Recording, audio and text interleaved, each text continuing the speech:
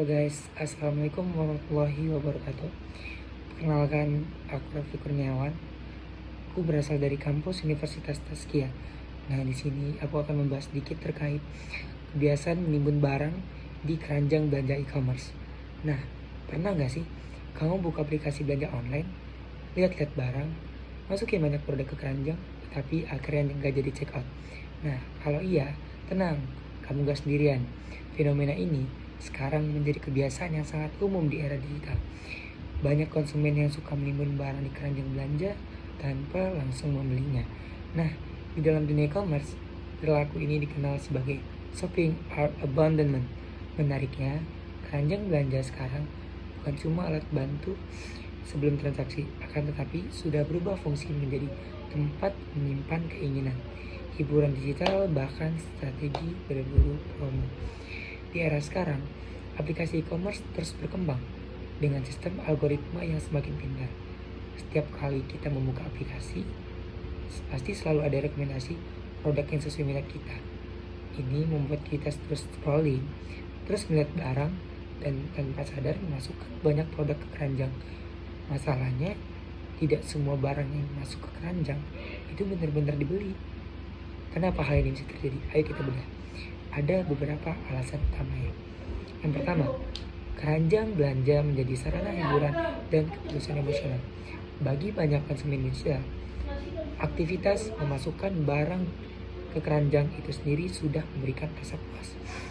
Ada sensasi rasa senang, rasa puas, bahkan semacam hadiah kecil untuk diri sendiri, hanya karena berhasil menemukan barang yang menarik. Nah, istilahnya itu disebut sebagai hedonic browsing, teman-teman. Konsumen merasa senang saat mengumpulkan barang-barang impian mereka meskipun belum tentu mereka akan membelinya. Nah, di dalam konteks ini sendiri, keranjang belanja berubah seperti lemari virtual atau wishlist pribadi. Bayangkan seperti ini. Kita lihat sepatu bagus, masuk ke keranjang. Kita lihat baju keren, masuk ke keranjang. Lihat gadget yang menarik, masuk ke keranjang. Akhirnya keranjang penuh, tapi saldo tetap aman, dan anehnya itu tetap merasa menyenangkan, guys. Kedua, strategi menunggu diskon, voucher, dan gratis ongkir. Nah, konsumen digital sekarang semakin pintar. Banyak orang sengaja menaruh barang di keranjang untuk memantau harga. Mereka menunggu momen yang tertentu seperti tanggal kembar, flash sale, media sale, atau promo gratis ongkir. Kadang mereka juga sengaja membiarkan keranjang penuh dengan harapan aplikasi akan mengirim notifikasi seperti ini. Barang di keranjangmu sedang diskon, atau check out sekarang dan dapat voucher spesial. Nah, ini guys, ini menjadi semacam strategi belanja modern. Jadi, menunda check out bukan karena tidak mau membeli, akan tetapi karena ingin mendapatkan harga yang terbaik. Nah, yang ketiga, kelelahan dalam mengambil keputusan atau biasa disebut dengan decision fatigue. Ini salah satu alasan yang sering terjadi tapi jarang banget disadari oleh teman-teman.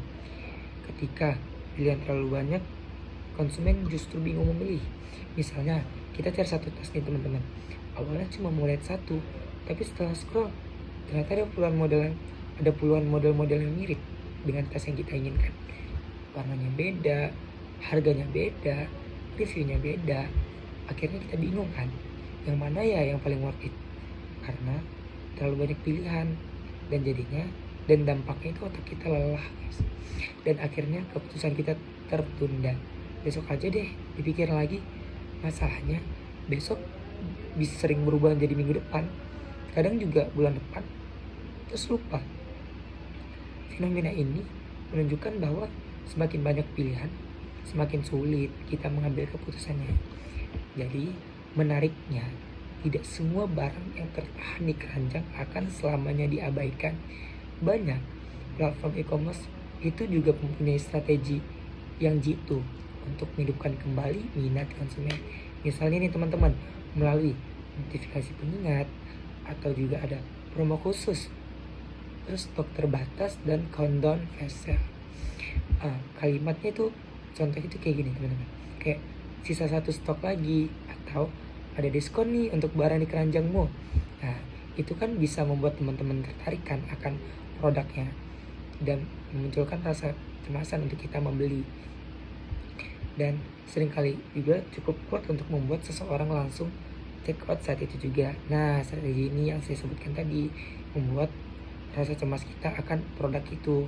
Nah, itu memanfaatkan psikologi kita atau kelangkaan yang biasa disebut dengan scarcity effect. Nah, dari sini kita bisa melihat nih bahwa perilaku konsumen digital itu sangat dinamis. Keputusan membeli itu tidak lagi sederhana. Dulu nih proses kita cuma cenderung linear kan, lihat barang tertarik langsung beli. Sekarang prosesnya lebih rumit guys.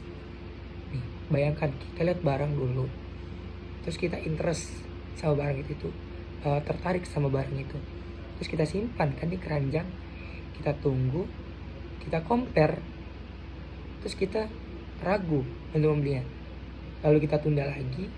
Nah, ketika kita dapat promo baru kita beli. Di sini juga ada banyak kayak tahapan-tahapan yang harus dijalani, nggak seperti proses yang dulu. Sekarang tuh relatif lebih rumit. Nah, di situ kan kelihatan ada banyak jeda psikologis di dalamnya. Dan keranjang belanja menjadi ruang tunggu bagi semua proses itu.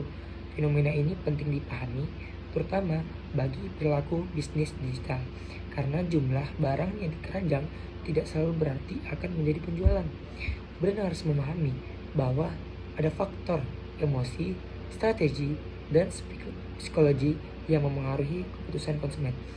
Bagi pemasar, memahami fenomena ini bisa membantu membuat strategi yang lebih efektif.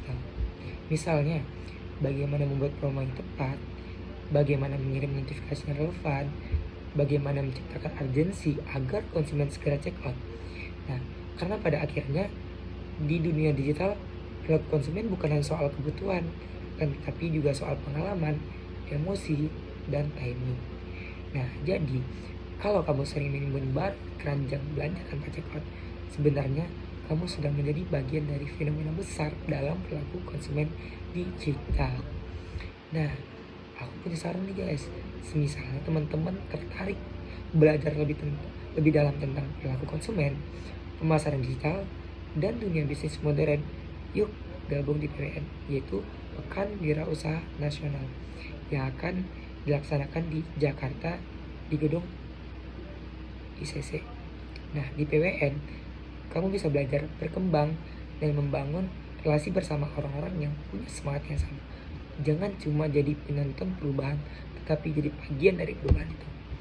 Yuk ikut PWN dan tumbuh bersama.